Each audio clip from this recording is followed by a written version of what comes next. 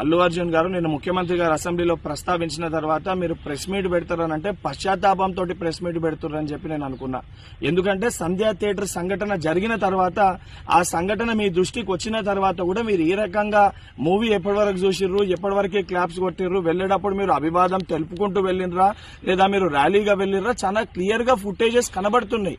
మీరు అవన్నిటినీ పక్కన పెట్టి ఏదో లేను జరగలేదు నా దృష్టికి రాలేదని చెప్పి మీరు మాట్లాడుతున్నారు. సరే, మరుసటి రోజు మీ ఇంటి దగ్గర కూడా మీరు ఆ ఇన్సిడెంట్ జరిగిన తర్వాత కూడా పటాకీలు కాల్చుకున్నారు. సరే, ఆ విషయాలన్నింటినీ కూడా మేము ప్రస్తావిస్తలేము అని మీరు మాట్లాడుతూ ఏమని అంటారు, తెలుగుని సత్తా చాటుతున్నాం అని మాట్లాడుతున్నారు. తెలుగుని సత్తా చాటేది ఉంటే మన వలన తెలుసో తెలియకనో ఏదైతే సంబంధించి సంఘటనలో మనుషుల ప్రాణాలు పోయే విధంగా అసొంటి ఒక చర్యలు జరిగినప్పుడు దాన్ని ఏదైతే సంబంధించి సానుభూతితోటి స్పందించి ప్రెస్ మీట్ నిర్వహించి ఆ కుటుంబానికి అండదండగా నిలిచే ప్రయత్నం చేయాలి తప్ప నిన్న ముఖ్యమంత్రి గారు ఏదైతే ఈ ప్రజాప్రభుత్వము ప్రజలకు అండదండగా ఉంటది, ఎవరు తప్పు చేసినా కూడా ఊరుకోము శిక్షిస్తామని చెప్పి ముఖ్యమంత్రి గారు వారి స్థాయిలో తెలంగాణ ప్రజానికానికి ఒక ధైర్యం ఒక భరోసా కల్పిస్తుంటే దాని తర్వాత మీరు ఈ రకంగా ప్రెస్ మీట్ పెట్టడం అనేది ఇది సరికాదు.